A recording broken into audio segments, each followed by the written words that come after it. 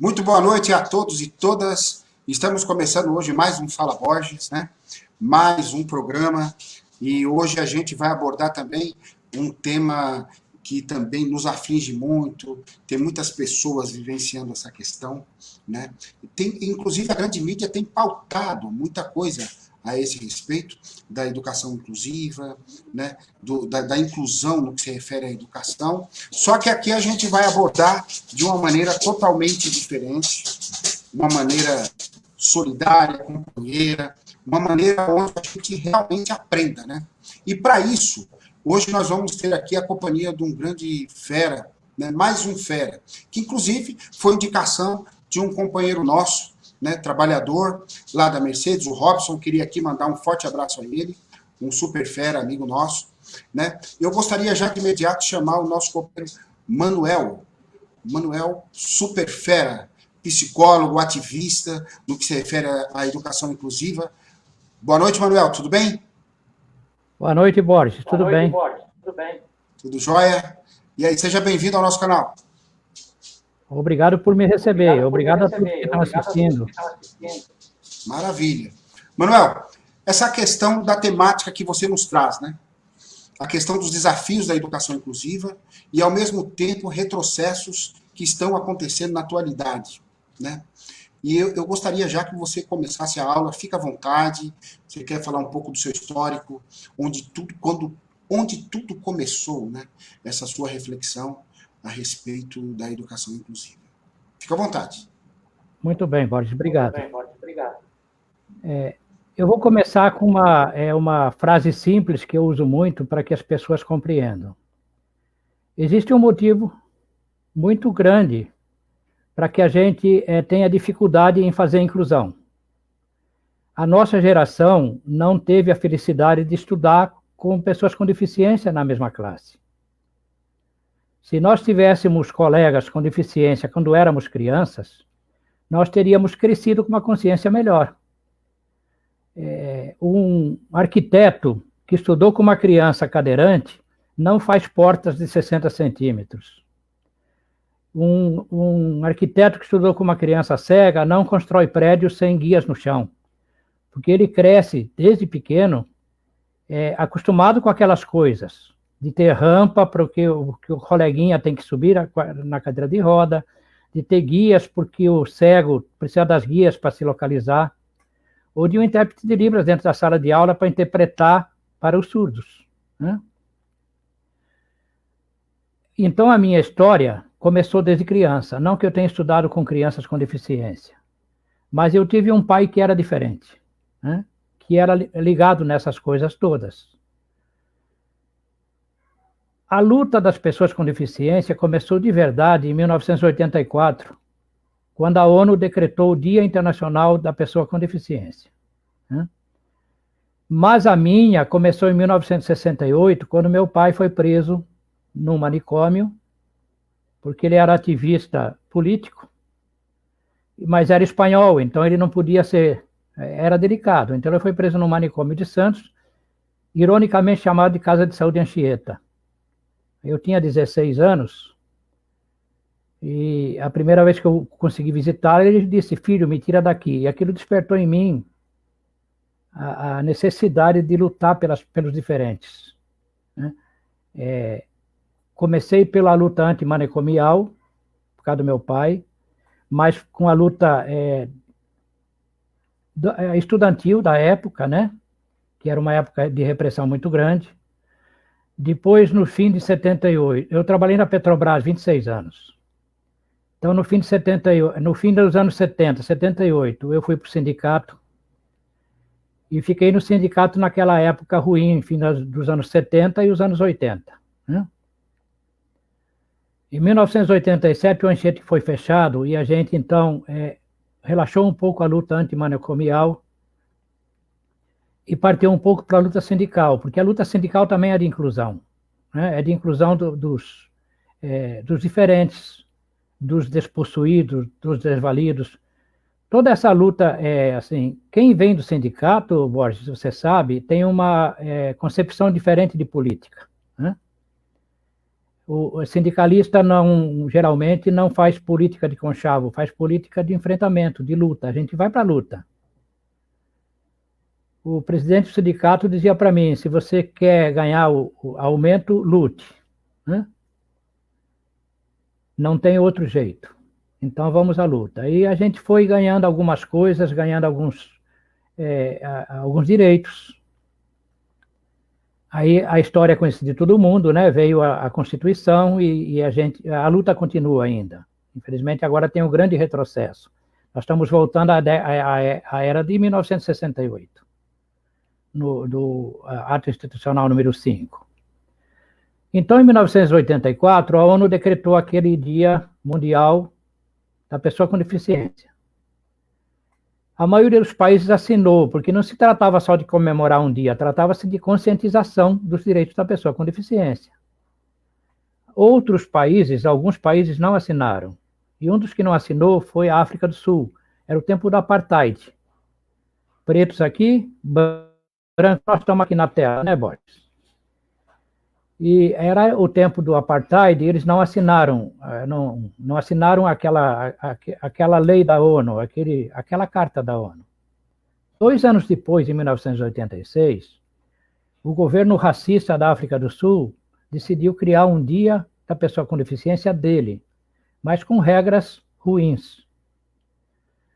Então houve um movimento das pessoas com deficiência na cidade de Soweto, que subiram num morrinho que tinha lá na cidade e estenderam uma bandeira escrito: nada sobre nós sem nós. Se você quer fazer alguma coisa, alguma lei sobre cegos, consulte os cegos. Se você quer fazer alguma lei sobre os surdos, consulte os surdos. Nós somos autônomos, nós somos inteligentes e nós queremos participar da nossa própria política. E esse lema vigora até hoje para as pessoas com deficiência. Em 1994, a Unesco reuniu todos os países membros em Salamanca, na Espanha, e foi o primeiro documento que saiu sobre inclusão escolar, que dizia que toda criança tinha que estar na escola. Mas nós já tínhamos adiantado isso. Em 88, na Constituição Federal, o artigo 205 diz: a escola é um direito de todos e um dever da família e da sociedade, do Estado e da sociedade. Então, a Constituição já dizia isso, mas a gente não costuma seguir a Constituição nessas coisas, dizer que não seja obrigado. É um costume arraigado aqui no Brasil, as tais escolas especiais. Escolas que só cuidam de crianças com deficiência. A gente conhece as APAES, as Pestalozzi e outras parecidas, tá? Que, na verdade, eu vou explicar depois que não são escolas, são locais de reabilitação, mas as crianças que estão lá não estão no sistema escolar. Não passam de ano, não ganham diploma, não fazem prova, eles estão fora do sistema escolar. Porque não existe a escola especial no Brasil, é que esse decreto 10.502 tenta criá-las. Mas a culpa não é só do governo. Sabe que um governo é o retrato mais ou menos da sociedade. E tem parte da nossa sociedade que aceita isso. Em 2006, a ONU criou a primeira carta feita pelas pessoas com deficiência e que é fiscalizada pelas pessoas com deficiência, que é a Convenção Internacional sobre os Direitos da Pessoa com Deficiência. É uma carta de intenções que todos os países membros assinaram e que no Brasil, em 2009, foi transformada em adendo à Constituição. Então, a Convenção Internacional sobre os Direitos da Pessoa com Deficiência é a Constituição e todas as leis que vierem sobre pessoa com deficiência não podem ferir a Convenção. E a Convenção, no artigo 24, deixa claro: todas as crianças têm que estar na escola regular. Mas veja, Borges, uma carta de intenção da ONU não é uma lei nacional. Cada país tem sua Constituição e ela tem que ser adaptada àquela Constituição. Então, se um professor lá do fundo de Roraima ferir a convenção e tiver uma denúncia, o Estado brasileiro é que é penalizado, porque é o Estado que assinou a convenção e a convenção não penaliza ninguém. É uma carta de intenção. Não há penalidades previstas. De modo que cada país tem que criar uma lei que repita as palavras e os termos da convenção e que crie sanções. Essa é a nossa Lei Brasileira de Inclusão, que foi aprovada em 2015. E na Lei Brasileira de Inclusão, assim, tem sanções. A lei é um direito de todos. Também a Lei Brasileira de Inclusão diz que tem que estar na escola regular. Toda criança tem que estar na escola regular. Não tem exceção. É a Constituição, é a Convenção, é a Lei Brasileira de Inclusão, não há exceções.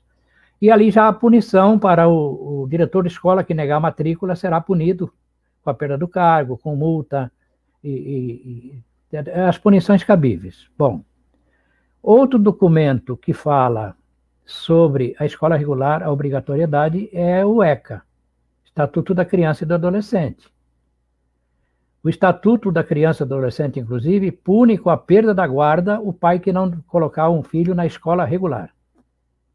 Ele tem que estar lá, do 0 aos 17 anos. Em 2008, surgiu, se nós percebermos todas essas legislações sobre a escola inclusiva, nós vamos ver que todas elas estão no período entre 2002 e 2018, 2017, todas. Né? Ou seja, no período Lula-Dilma. Todas foram criadas lá. Então, em 2008, nós tivemos grandes ministros da educação nesses governos. Em 2008, o Ministério da Educação e Cultura criou a política da educação especial na perspectiva da educação inclusiva, que diz o seguinte: toda criança tem que estar na escola regular. A criança com deficiência no contraturno, se ela estudar de manhã à tarde, se ela estudar de tarde de manhã, tem direito a um acompanhamento educacional especializado, ou na própria escola, ou numa escola próxima, ou numa instituição sem fim lucrativo que faça esse serviço. Você mora em São Paulo, então, em São Bernardo, aí pertinho de São Paulo. Então, você é um privilegiado que precisa saber que, diante dessa política, a APAE de São Paulo fechou as escolas dela. Hoje, a APAE de São Paulo só faz reabilitação e o atendimento educacional especializado de crianças que estão na escola regular e vão no contraturno lá. Reconheceu que não era uma escola, reconheceu que não estava no sistema e começou a fazer o serviço que deveria fazer. Mudou, inclusive, de nome, agora é Instituto Jô Clemente, em homenagem à dona Jô Clemente, que criou as APAES. Mas esse movimento completo só foi feito pelas APAES de São Paulo. As APAES no Brasil, em geral, algumas começaram esse movimento. Outras, as que são filiadas à Federação Nacional das APAES, que é dominada por um deputado federal muito influente, essas estão na luta de frente pela implantação das escolas especiais. E por que isso? Porque quando essa política foi implantada, existia nas APAES em torno de 400 mil estudantes, crianças e adolescentes com deficiência, e em torno de 70 mil nas escolas regulares. Em 2015, nós tínhamos 970 mil na escola regular e 170 mil nas APAES. Ou seja, inverteu o movimento. E a APAE e seus assemelhados ficou com medo de desaparecer. De repente, perdeu em 7, 8 anos 200 mil crianças que iam para lá e foram para a escola regular, e apareceram muito mais crianças indo para a escola regular, crianças que não estavam nem numa escola, nem na APAE. E nós devemos ter hoje em torno de 1 milhão. Mas ainda temos 500 mil por aí escondidas em algum lugar, porque estatisticamente no Brasil tem 1 milhão e 500 mil crianças e adolescentes em idade escolar com deficiência. Com deficiência. Nossa, um déficit alto, hein? Um déficit alto. Existe um déficit absurdo. Mas veja, a gente ia chegar lá, né?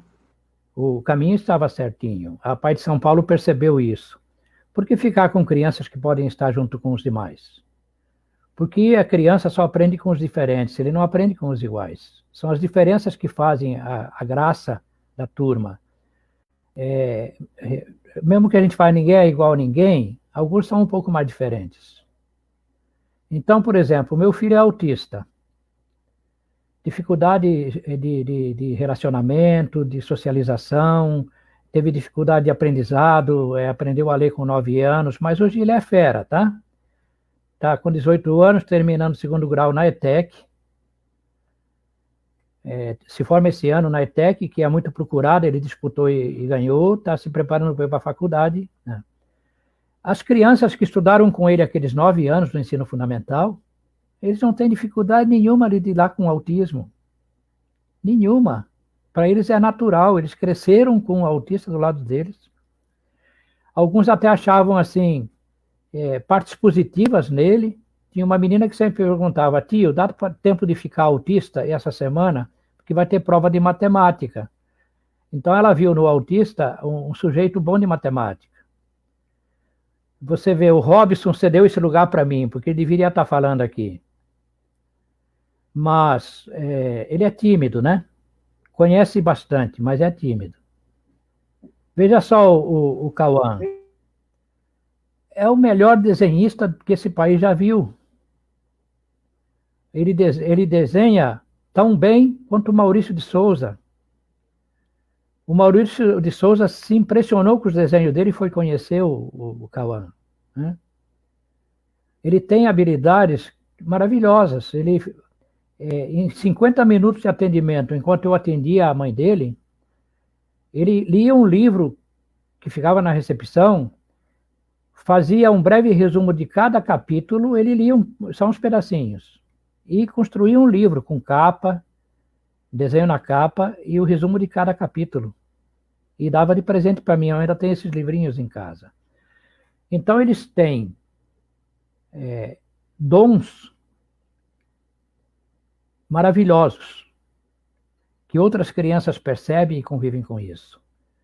E estudar com uma criança com deficiência aumenta consideravelmente o aprendizado das crianças sem deficiência, principalmente quanto à cidadania, com relação à cidadania. Eles aprendem a cuidar do outro, a respeitar o outro, a perceber que o outro existe e que tem um monte de qualidades, né? Eles chegam até a invejar o outro às vezes. Como é que aquele menino cego consegue aprender dessa maneira, né? Ele não enxerga as letras, como é que ele consegue escrever daquela maneira, né? Cria curiosidade. Veja só, um menino surdo numa sala de aula de crianças pequenas, 7, 8, 9, 10 anos, tem um intérprete de Libras. As crianças aprendem Libras com aquele intérprete. Eles aprendem os sinais, aprendem a se cumprimentar, aprendem a conversar com o coleguinha surdo. Eles aprendem uma segunda língua naturalmente.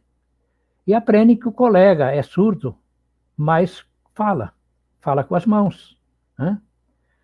Tudo isso é muito importante para a gente saber que não há retrocesso, não pode haver retrocesso, não pode existir retrocesso. A gente não pode colocar essas crianças em lugares isolados da sociedade. Eles têm que conviver com as outras crianças, eles têm que brigar, eles têm que bater, apanhar, como toda criança faz, empurrar, né? E se sobrepor ou ser sobreposto, mas como toda criança faz. Alguns pais de crianças com deficiência, muitos, eles são super protetores, então eles acham que as crianças não dão conta. E por não acharem que não dão conta, acham que vai sofrer bullying, acham que vai sofrer, e retiram a criança daquele meio e levam para algum lugar que não vai ensinar a criança a sobreviver na sociedade, né? Não tem como.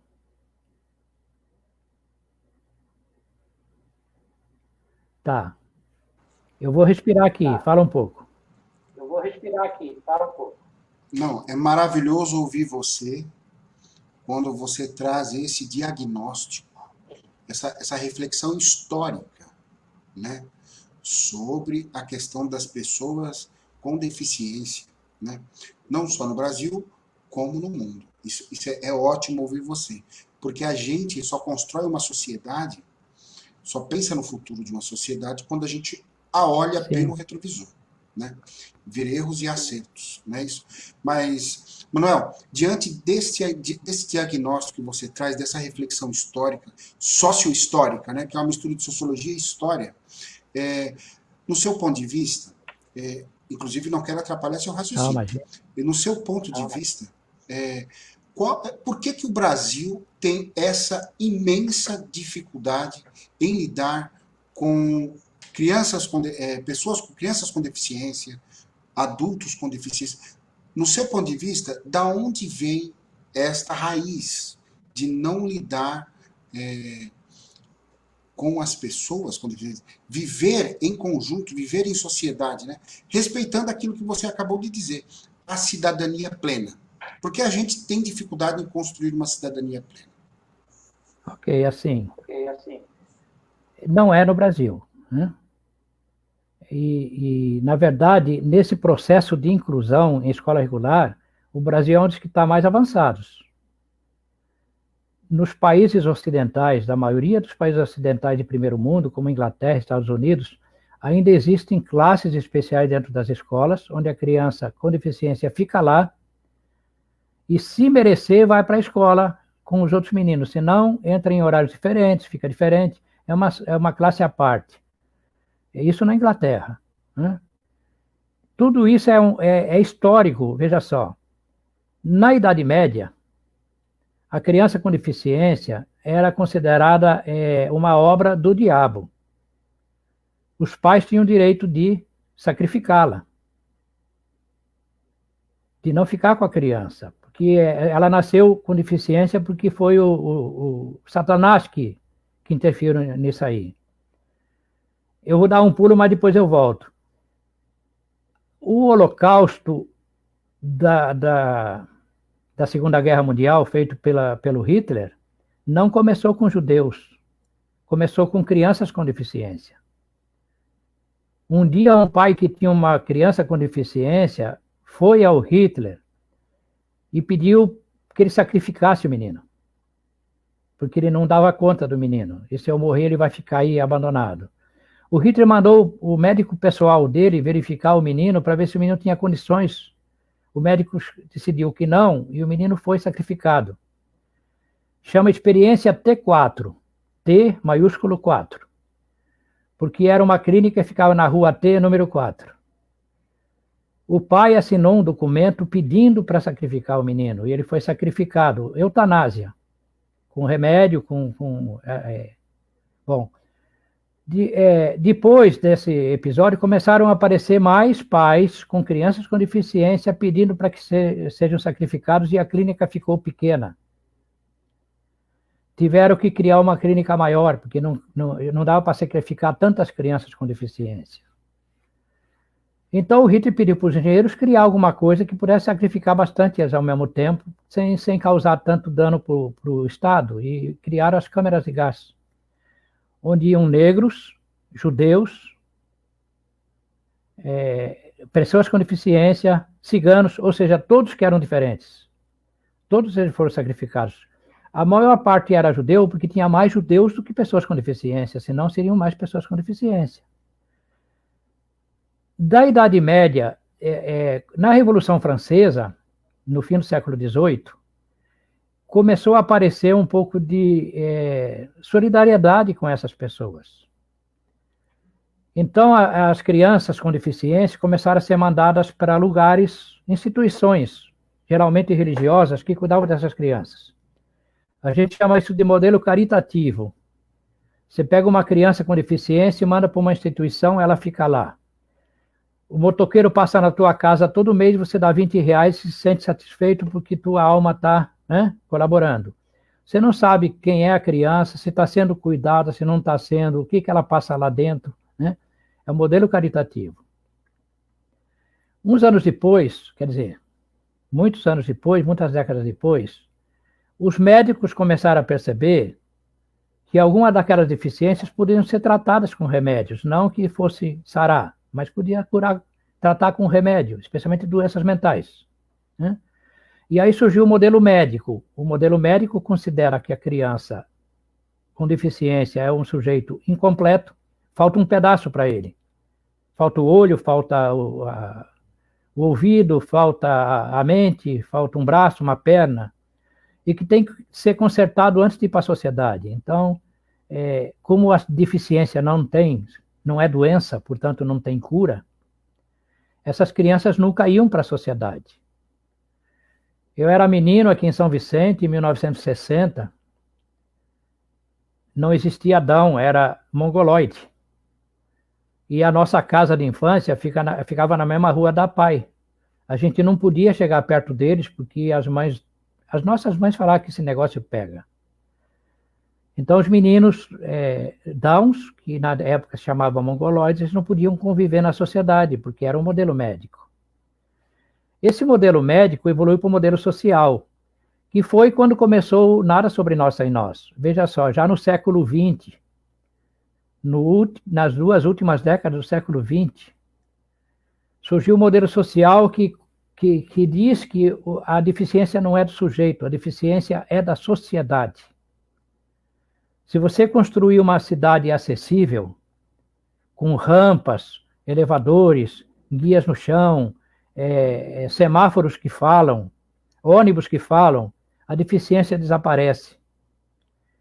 Um sujeito cadeirante, numa cidade acessível, vai ao cinema, vai trabalhar, vai ao shopping, pega o ônibus, vai no motel, volta para casa, faz as coisas dele, né? Sem dificuldade. Mas para isso a cidade tem que ser acessível. A Convenção sobre o Direito das Pessoas com Deficiência deu um prazo até 2022 para que todas as cidades sejam acessíveis. Nós não vamos poder cumprir. Poucas cidades brasileiras e no mundo são totalmente acessíveis. Alguns bairros, uns bairros ou outros são. Aí na Vila Matias de Santos, um pedaço é acessível porque fica ao lado das moças cegas. Então, naquele pedaço de bairro, as pessoas cegas conseguem ir, voltar, andar, atravessar, né? O semáforo fala, pode atravessar, essas coisas. Mas é um pedacinho. E cidades como a que a gente mora aqui, São Vicente Santos, são planas, então a acessibilidade é fácil de fazer. Mas veja só, nós temos um shopping moderníssimo em São Vicente, que não tem guias. Um cego não consegue se locomover lá. Ele foi inaugurado há 10 anos, eu acho, talvez menos. Não tem guias.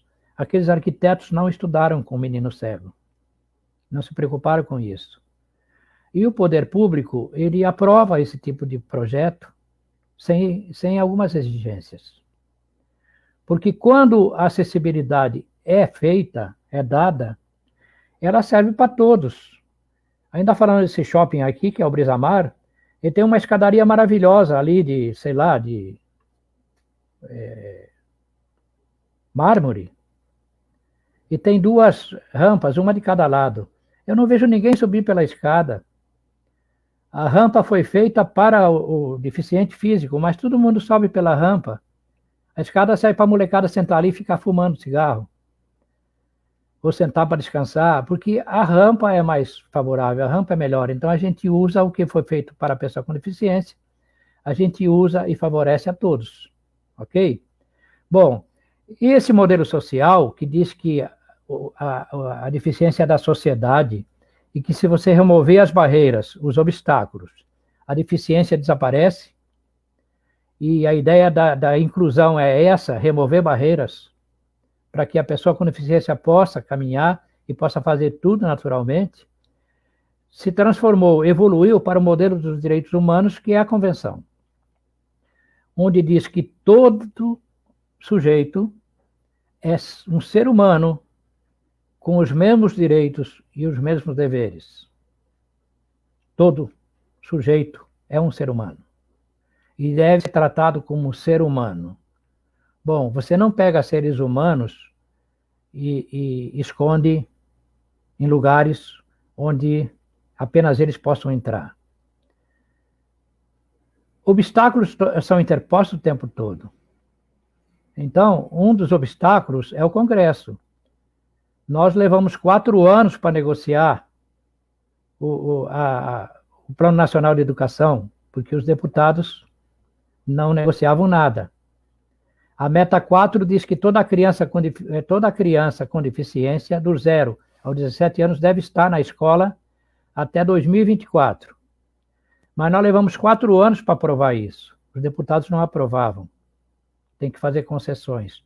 Existem muitos interesses econômicos, existem muitos interesses políticos.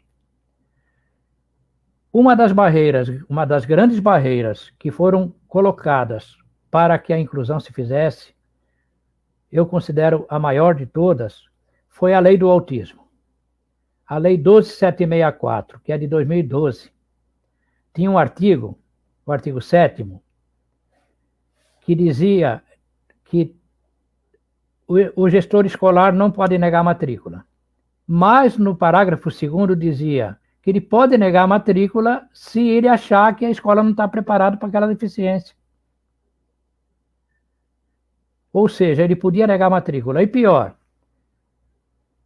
é a lei do autismo, mas nesse artigo falava e outras deficiências, ou seja, era uma lei do autismo que colocava essa condição do gestor escolar poder negar a matrícula sem ser prejudicado para o autismo e outras deficiências. Nós lutamos muito contra esse artigo, muito. Isso foi em 2012.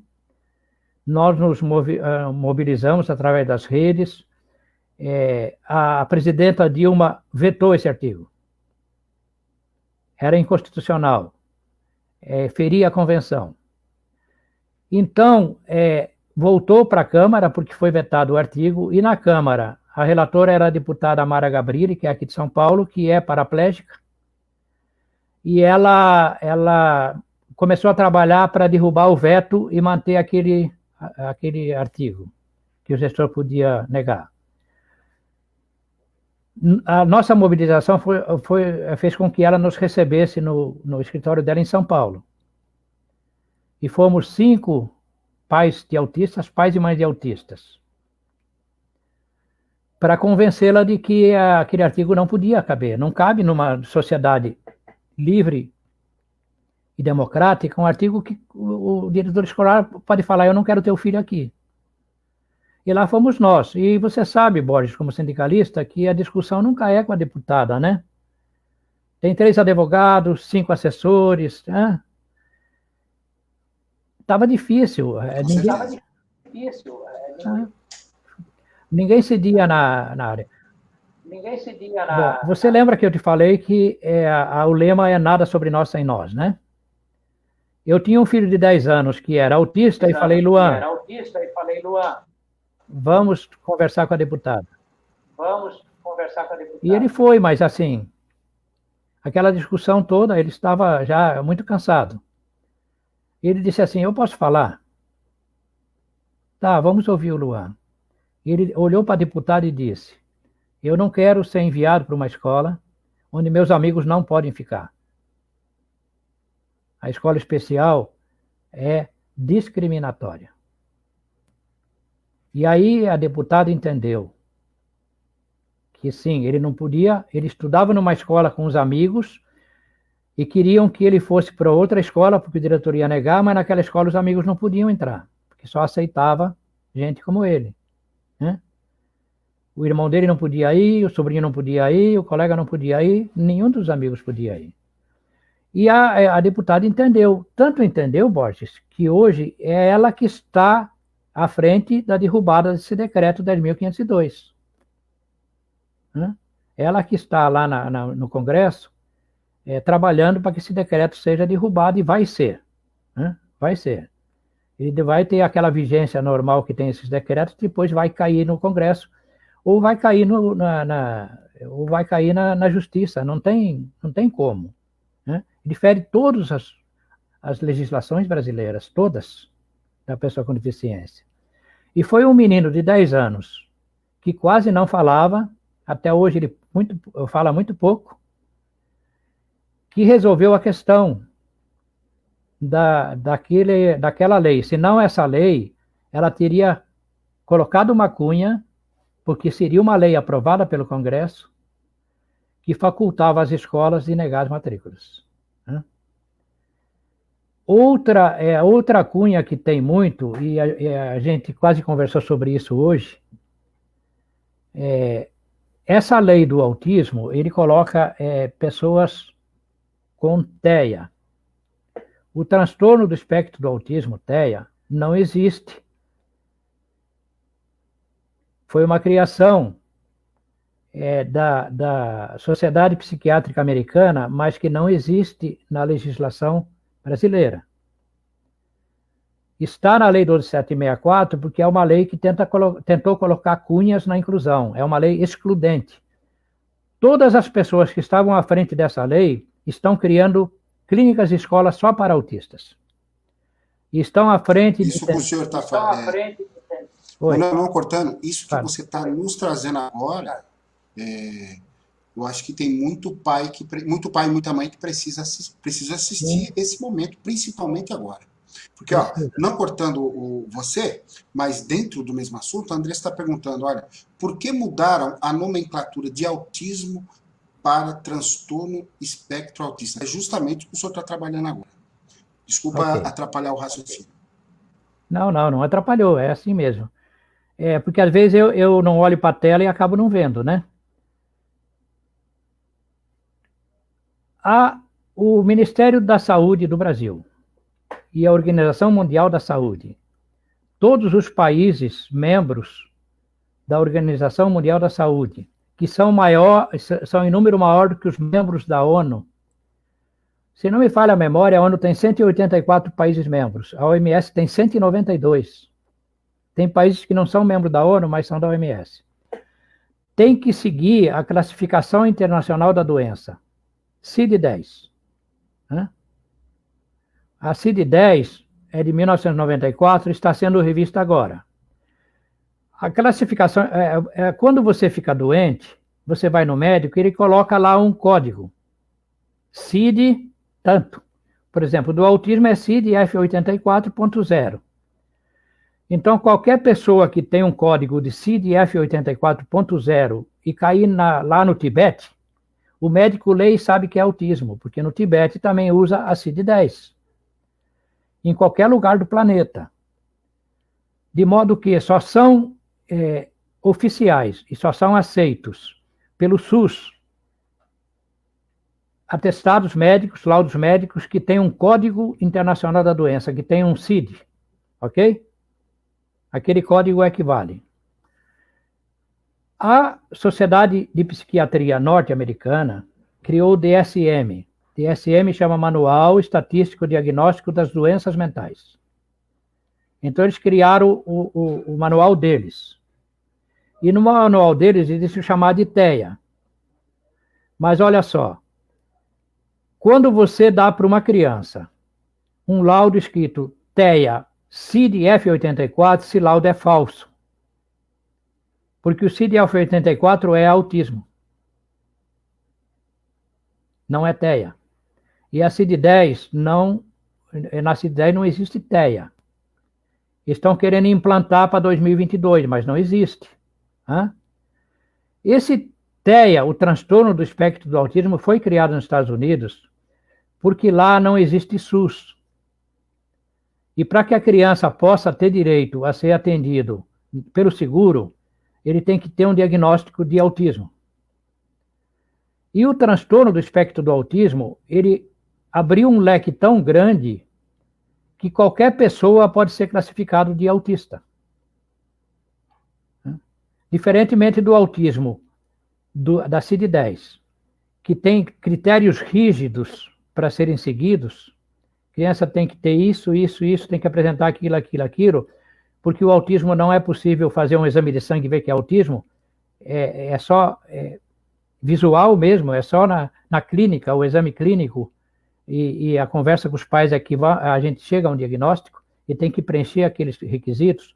No TEA não, criança com deficiência intelectual é classificado de autista, criança com síndromes raras é classificada de autista, criança surda classificada de autista porque não se comunica, criança cega classificada de autista, criança nervosa, criança muito calada, criança muito serelepe, criança que tem dificuldade de aprendizagem, criança que é hiperativa. Lá todos recebem laudo de autista porque o TEA é tão amplo, é um guarda-chuva tão amplo, que consegue classificar todos ali dentro. Mas o transtorno do espectro... não existe. Não pode, por favor, termine. Não existe. Mestre, por que, assim, o pessoal está perguntando aqui, né? Por que essa mudança? Assim, por que houve essa mudança? Qual seria o objetivo central de fazer essa mudança? Tá, o objetivo central. Onde querem chegar? O primeiro motivo disso é que nós somos americanófilos. Tudo que vem de lá a gente copia. E só nós. Só nós. Se você for na Espanha, só existe autismo. Na França, na Argentina, só nós copiamos o americano. E o segundo motivo é que,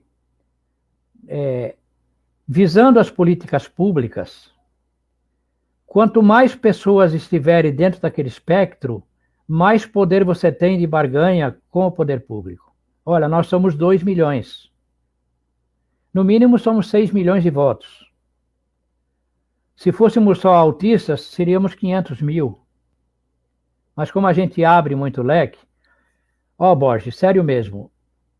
Das crianças que aparecem no meu consultório nesses últimos 10 anos, 50% que vão com laudo de autista não são autistas.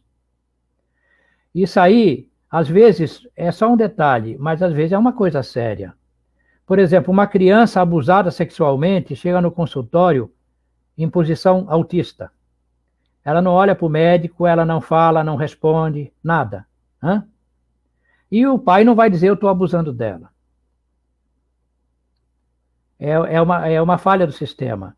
Existem síndromes sérias, síndrome de Rett, por exemplo, que a criança tem todos os sintomas autistas, mas que ela vai evoluindo ao longo do tempo. Ela para de andar aos 8, 9 anos, para de falar aos 10, para de deglutir aos 12, tem que usar sonda, e acaba morrendo muito jovem. A maioria morre antes dos 20 anos.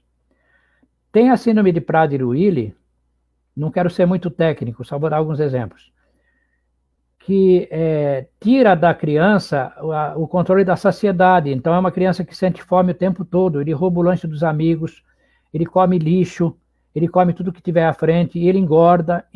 Eu conheço meninos com síndrome de Rett, que têm o laudo de autismo, com 10 anos, pesando 130 quilos. Porque é autista. Não é a síndrome de Prader-Willi. O Prader-Willi faz isso com a criança. Nós tínhamos um vizinho aqui, que mudou para o sul, que tinha Prader-Willi, 19 anos.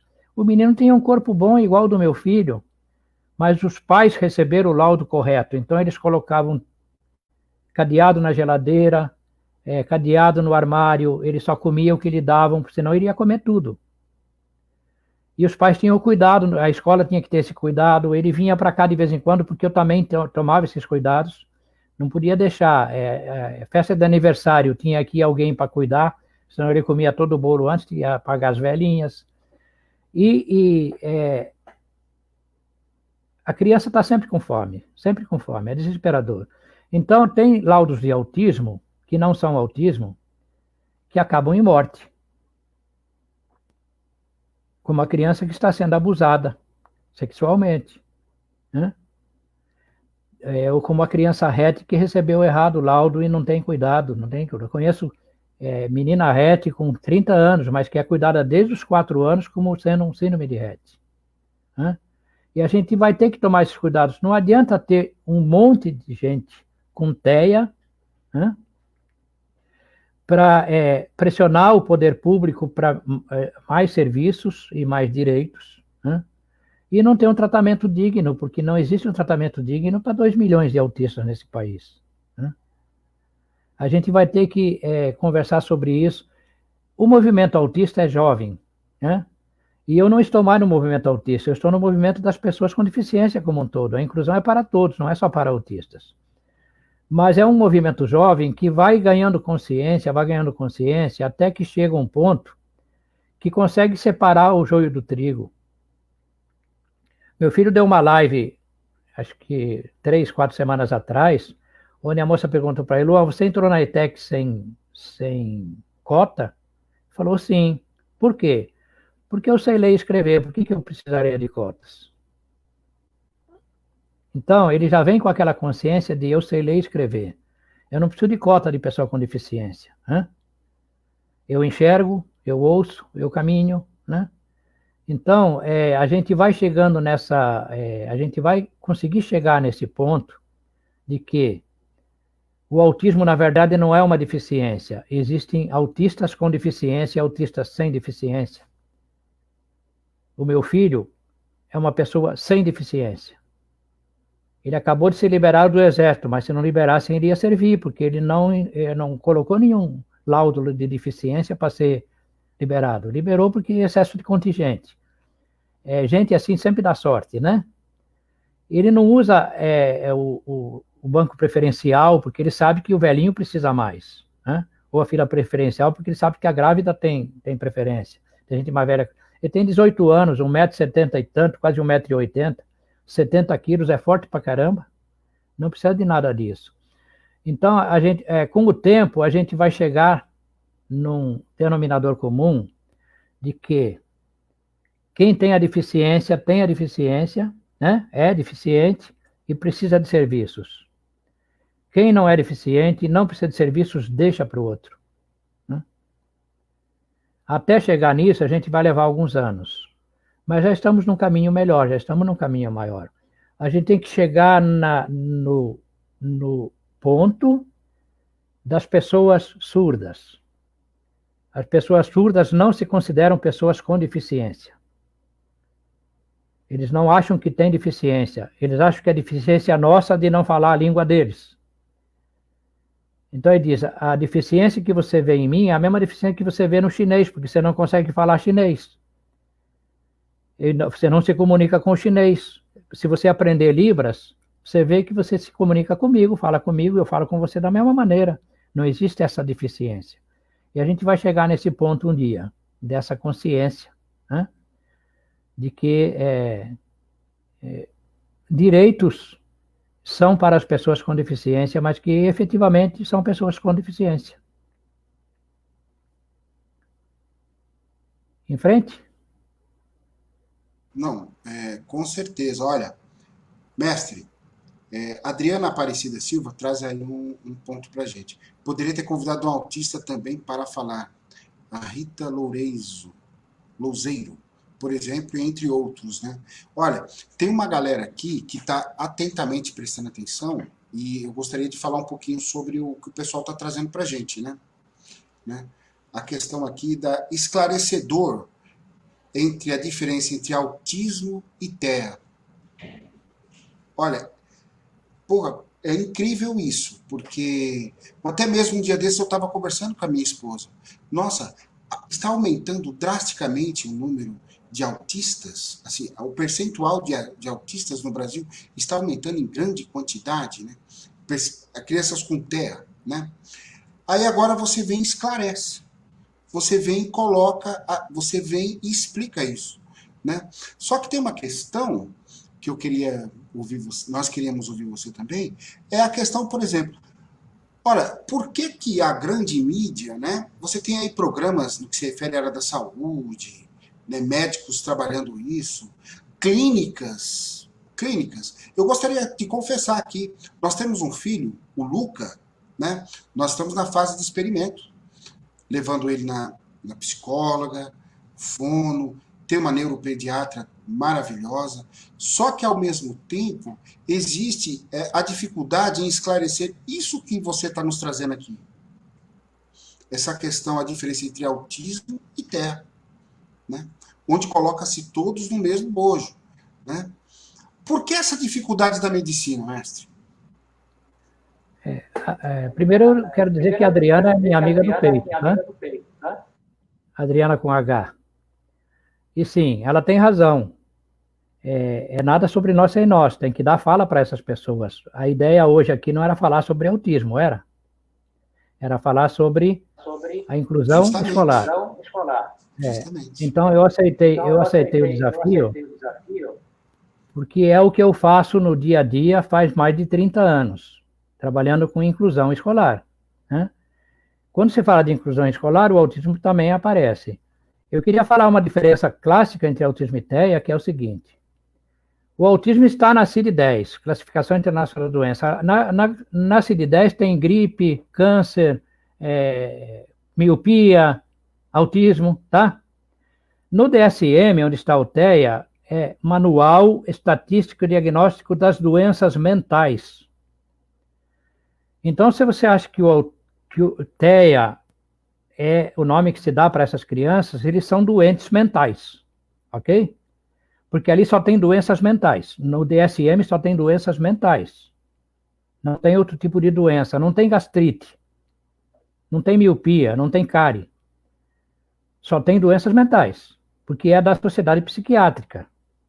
Por isso que eu digo que TEA não serve. Porque autista não é um doente mental. Né? Autista é um sujeito como nós. Né? Com diferenças, mas como nós. Nenhum autista tem doença mental. Se tem doença mental, não é autista. Essa é a diferença. E eu me bato contra o TEA por causa disso. Né? Quando a Adriana diz, eu acabei de citar, o Luan deu uma live recentemente para o pessoal lá de Mariana, para o compere de Mariana, porque ele tem que falar, e eu achei que ele não ia falar, ele falou. E lá ele diz, inclusive, que ele é um menino de muita sorte, porque, assim, ele nasceu de um pai que também é um profissional. Existe um movimento no autismo de autistas adultos, alguns autistas adultos, que defendem que profissional não deve mais dar palestra, não deve mais falar nada, tem que ficar quieto, quem tem que falar são só os autistas. Isso é muito legal, porque eles estão reconhecendo que o autismo não é uma doença. Médico não tem que falar disso, psicólogo não tem que falar disso, então não é TEA. Né? Se eles mesmos vão falar sobre eles, é uma condição, como eu falo, é uma personalidade. O autismo é uma personalidade. Né? E eles têm que falar sobre eles mesmos, sobre o que os afeta, o que eles dizem, o que fazem. Eu acho que eles não devem tomar remédio, eu acho que eles não devem ir no psicólogo. Já cansei de falar, psicólogo não é bom para isso. Né? Já falei para você no começo que eu cuido dos pais, eu cuido da família, né? Tenho respeito profundo por essas pessoas autistas, né? Que vieram aí no Nada Sobre Nós e Nós, e vamos à luta. Gostaria que meu filho estivesse nessa também. Ele é mais tímido, ele fica mais retraído, né? Mas, assim, para o bem ou para o mal, ainda existem profissionais decentes e honestos, né? Que estudam, que pesquisam, que trabalham, que cuidam. Ainda existem profissionais honestos, que podem, de vez em quando, dar uma palestra sobre inclusão escolar. Porque a inclusão escolar não é só do autista, é de uma miríade. Aliás, quando uma professora recebe 30 alunos no primeiro dia, ela tem 30 alunos para incluir. Não importa se é com ou se deficiência. Né? A inclusão abraça os negros que ainda não estão incluídos, as mulheres que ainda não estão incluídas, os quilombolas, os índios, os pobres da periferia. Tudo isso é a inclusão. Né? Eles não estão incluídos. Inclui também o filho do prefeito. O filho do prefeito tem tanto direito à escola quanto o meu filho, e quanto o filho da favela. Tem o mesmo direito. Então, essa dicotomia que se formou, de que profissionais não podem vir mais, tem que ser só a pessoa, não é bom. O que é bom é a gente definir o que é ser um bom profissional e o que é ser um mau profissional. Né? E eu defino para vocês, o bom profissional é aquele que respeita a pessoa como a pessoa é. É aquele que respeita a pessoa com deficiência do jeito que a pessoa é. Respeita a humanidade. Da pessoa. Respeita como ser humano. O mau profissional é aquele que trabalha para curar a pessoa com deficiência, para mudar a pessoa com deficiência, para forçar a pessoa com deficiência a ser outra pessoa. Esse é o mau profissional.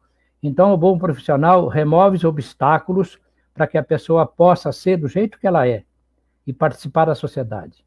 O mau profissional tenta mudar a pessoa e é impossível mudar a pessoa. Porque deficiência não é doença. Deficiência não é. Não sem sombra. Tudo isso que o senhor traz, tudo isso que você traz, né? A gente, justamente essa questão da lacuna na democracia, que a gente tanto aborda nas lives aqui, independente do tema, né? Então, mais uma vez, traz aqui o seguinte, você traz o seguinte: não vivemos uma democracia plena, porque onde há democracia plena, onde há uma democracia em construção ativa, há respeito pela diversidade, né? Há respeito pela diversidade.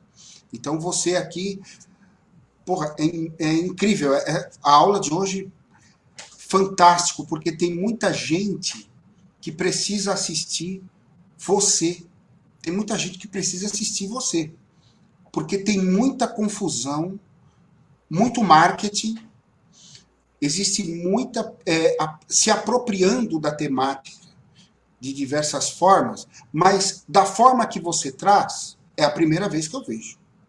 É a primeira vez que eu vejo abordar essa temática da maneira que está sendo abordada aqui. É a primeira vez que eu vejo, né? E fantástico. A Andressa fala aqui pra gente, se puder falar da importância dos pais no luto quando sabem do diagnóstico dos filhos. Que é aquilo que você falou rapidamente aqui para nós, que trabalha mais os pais do que os filhos, né? Porque eu observo que essa é a maior lacuna que temos. Eu não sei se vai dar tempo, mas assim, eu vou falar rapidamente, porque vai cair, né, o Borges? Não, aqui a gente fica, é 1 hora de live, mas aqui a gente fica, não tem uma live que dê 1 hora, não tem nenhuma. Bom, então se não cair, eu vou te falar. Show. O primeiro ponto é o seguinte: existe um engano sobre o tal do diagnóstico. Quem tem o diagnóstico é o profissional, não é a criança. Eu falo assim, meu filho tem um diagnóstico. Quem faz o diagnóstico é que tem o diagnóstico. O seu carro quebra, você vai no mecânico, ele que tem o diagnóstico do carro quebrado, não é o carro que tem. Então, o médico tem o diagnóstico do seu filho, o psicólogo tem. Não quer dizer que seja verdadeiro. Existem muitos erros de diagnóstico, especialmente nesses tipos de diagnóstico que depende do que os pais contam para a gente. Você sabe, os pais contam com o coração, não com a razão. E nesse negócio do autismo, se errar de data, por exemplo, autismo é um transtorno que tem que começar antes dos 3 anos. Se até os 4 anos a criança é normalzinha, não tem nenhum sintoma, nada, e aos 5 começa a apresentar sintoma, aí é síndrome de Heller, transtorno desintegrativo da primeira infância, que é também perigoso. O autismo não é perigoso. Todo autista cresce, uns mais, outros menos, mas sempre para cima. Heller não, é sempre para baixo. Ele é degenerativo. Então, assim, errou na data do início do sintoma, já pode dar diferença. O luto existe por deficiência do profissional que faz o diagnóstico dessa. Nunca nenhum pai que saiu com o diagnóstico no meu consultório saiu de luto. Porque o diagnóstico, seja ele qual for, tem que ser libertador, redentor. Eu não sabia o que eu tinha e agora eu sei. Mesmo um diagnóstico de câncer é libertador.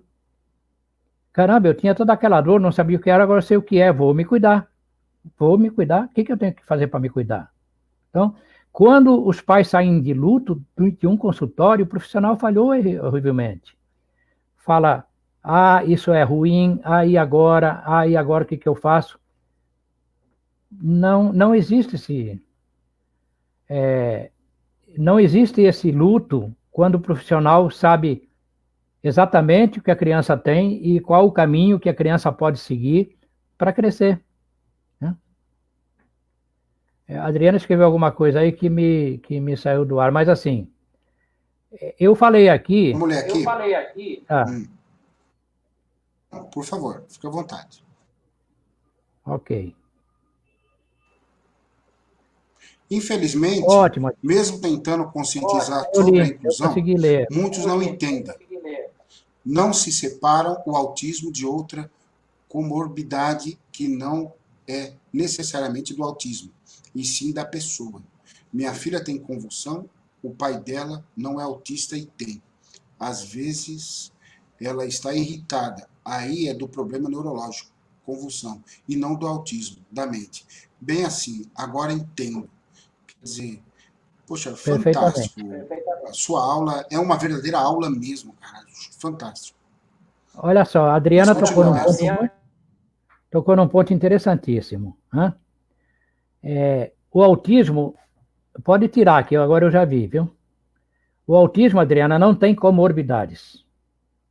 Morbidade é doença. Comorbidade é uma doença que é causada ou agravada por outra.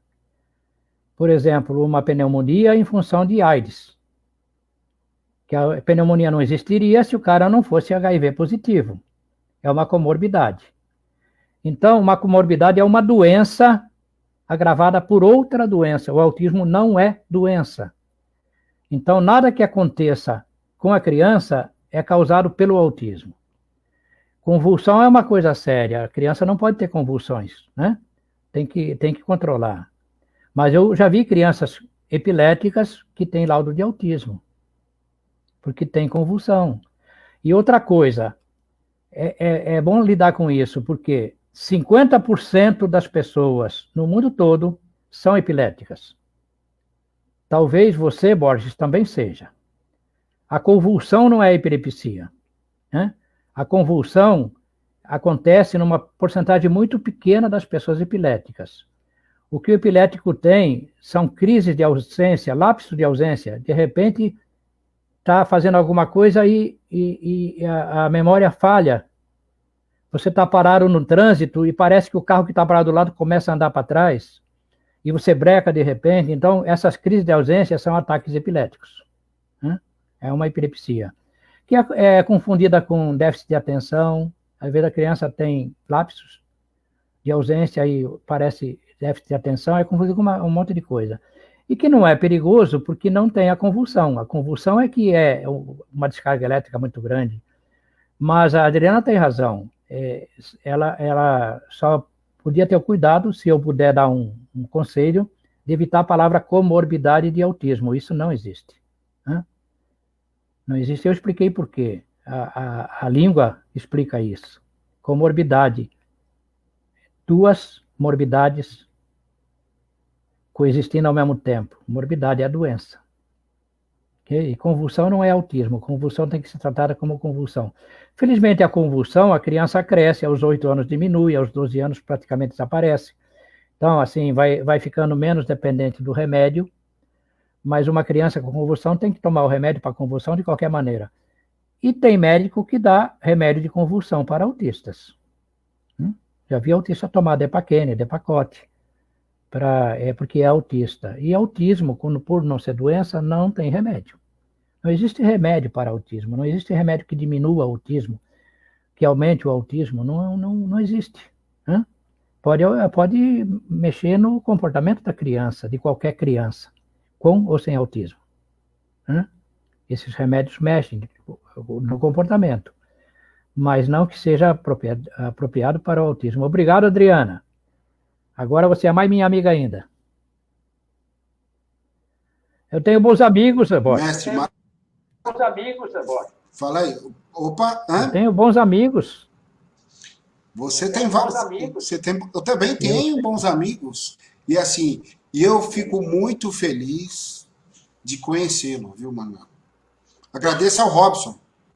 Super fera, porque você é um mestre, né, cara? Você é mestre. Eu acho que a sociedade precisa de pessoas com o seu conhecimento. Obrigado. A sociedade precisa ouvir mais pessoas com o seu conhecimento.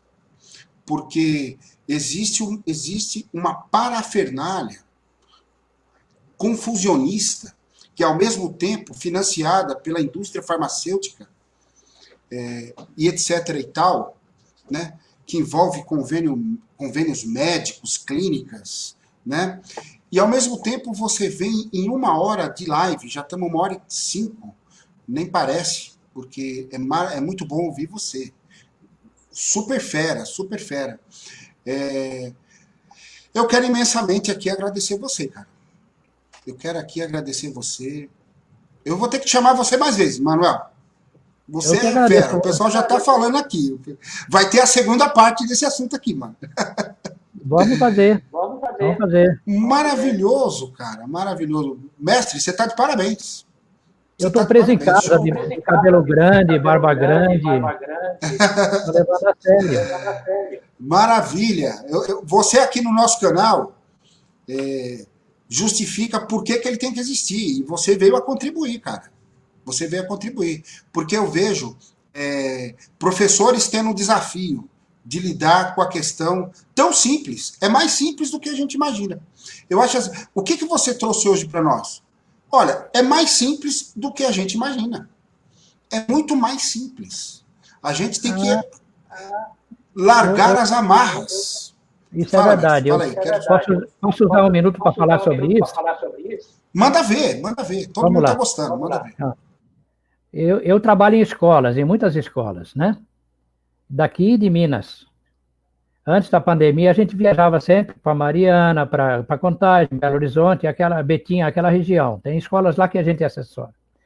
E eu conheço fantásticos professores, excelentes professores, maravilhosos professores, que estão completamente perdidos porque decidiram ser médicos, psicólogos, coisa assim. E um professor, ele tem que conhecer pedagogia, tem que conhecer Piaget, tem que conhecer Vygotsky, Valon, Maria Montessori. Um professor não tem que saber sobre autismo, sobre DDA, sobre epilepsia, não tem. Mas os professores estão tão, né, que estão virando profissionais da saúde. E pararam de olhar para o aluno como uma criança e começaram a olhar para o aluno como uma mente ou uma doença. Isso é muito ruim. Porque os professores são fantásticos, eles são ótimos, são maravilhosos no que fazem. Eles não podem fazer outra coisa além do que fazem. Não me peça para ir dar uma aula para a criança. Eu não sei. Então, o professor não tem que ser psicólogo. O professor não tem que ser médico. O professor tem que ser apenas professor. E quando ele decide ser professor, assim, o professor inclusivo, verdadeiramente inclusivo, é aquele que é verdadeiro, ou seja, está triste, chora, está feliz, ri, está bravo, briga. É aquele que é bem-humorado, que conhece tudo sobre pedagogia e não conhece quase nada sobre as deficiências. Quando o meu filho chegou na escola, ninguém sabia o que era o autismo, então eles receberam o Luan. Não receberam o autista. Eles trabalharam com o Luan. Né? Era um menino diferente, que ficava nervoso, queria ir para o banheiro, se trancava lá. Eu falava, só olha de vez em quando se morreu. Disse, não deixa. Que não sabia a contagem do tempo, tinha que falar em números. Dia 12 tem prova, se falar amanhã, ele não sabe que amanhã é amanhã. Ele não lê a sequência do tempo, não lê. Né? O amanhã é sempre amanhã. Se você falar, ô Luan, vamos no cinema amanhã, você chega aqui e não está preparado de falar, mas você falou que era amanhã. Sempre é amanhã. Amanhã não chega nunca. Então, assim, quando o professor voltar para a sala de aula e se dedicar apenas a ser professor e não gastar tanto tempo, tanto neurônio, tanto dinheiro em cursos que não vão enriquecer a pedagogia dele, pelo contrário, vão transformá-lo num outro profissional que não é ele. Né? A inclusão se dá naturalmente porque ninguém inclui ninguém. A pessoa se inclui quando encontra um ambiente legal, favorável. Todos nós somos assim. Você vai numa festa, o ambiente está legal, você se inclui. O ambiente não está legal, você vai embora.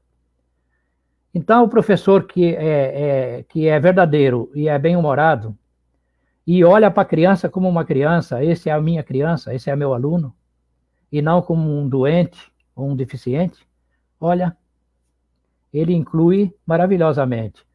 Eu vou fazer aqui um agradecimento à tia Jacirema, que foi a tia que recebeu o Luan, e o Luan não lembra do nome de ninguém, de ninguém. Ele já dormiu até com a Joyce alguns dias e não lembra quem é a Joyce. Lembra quem é a Joyce, mas não sabe o nome. Mas ele nunca esqueceu a tia Jacirema, porque ele fala isso. Quando ela está triste, ela chora. Quando ela está alegre, ela ri. Quando ela está brava, ela briga. Ou seja, ela é uma pessoa fácil de lidar, porque eu sei o que ela está pensando. Né? É verdadeira. É uma pessoa verdadeira. Isso que tem que ser o professor. Professor, para de procurar esses cursos, neuro isso, neuro aquilo, neuro aquilo, neuro aquilo, só vai prejudicar a sua carreira e os seus alunos. Né? Nossos professores são os melhores do mundo. Não tem professor melhor que o nosso, não tem. Os professores atuais, não tem, não existe. Eu conheço professor bom. E os nossos são maravilhosos. Eu quero ver um daqueles caras da Finlândia, que é a melhor escola do mundo, vir dar aula numa escola de palafita, ali na Vila dos Pescadores de Cubatão. Né? Nossos professores dão. E dão bem. Ok? Mestre? Ok, mestre. Fala um pouquinho para nós aí da sua obra. A Joyce está dizendo aqui, Joyce Brás, dizendo o seguinte, olha, leia o livro do Manuel Vasquez, O Dom do Autismo. Quer falar um pouquinho para nós da sua obra? Posso falar. Fala rapidinho. Né? Você é fera. O Dom do Autismo não é assim, é um livro de pai para filho contando a nossa história, tá? É um livro simples, fácil, pequeno, fino, que tá na Amazon, quem quiser comprar, que dá algumas dicas de como cuidar das crianças. Tem técnicas, tem ferramentas, né? De uma pesquisa de 20 anos que eu fiz e que teve que ser reduzido para esse livro porque eu não tinha dinheiro para fazer um livro maior e publicar. Então, ele é... Você viu minha linha de raciocínio aqui, você compreende como é que é o livro, né? Vê o autista como tendo um dom e ensina ali os pais a encontrarem o dom dessa criança e usarem para alfabetizar, para socializar. Meu filho, por exemplo, tinha o dom da matemática. Então a professora colocou ele como monitor de matemática e os meninos vinham dormir aqui em casa para aprender matemática.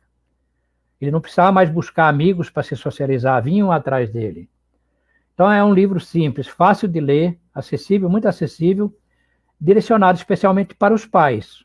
Alguns profissionais deveriam ler também, mas direcionado para os pais.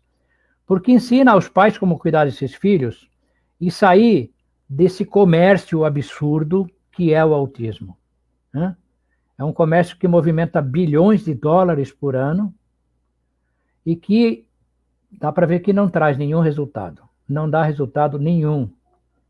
Porque cada vez aumenta mais o número de autistas. Que história é essa de eu ter um comércio tão grande e cada vez ter mais autistas? Né? A gente tem que seguir o exemplo da PAI, que eu critiquei, mas cada vez tem menos Downs entre nós. E não tem preconceito sobre Down. É um trabalho feito assim, olha. Maravilhoso. Obrigado, Denise. Mestre. Mestre, eu quero agradecer você imensamente. Gente, infelizmente, nosso tempo esgotou.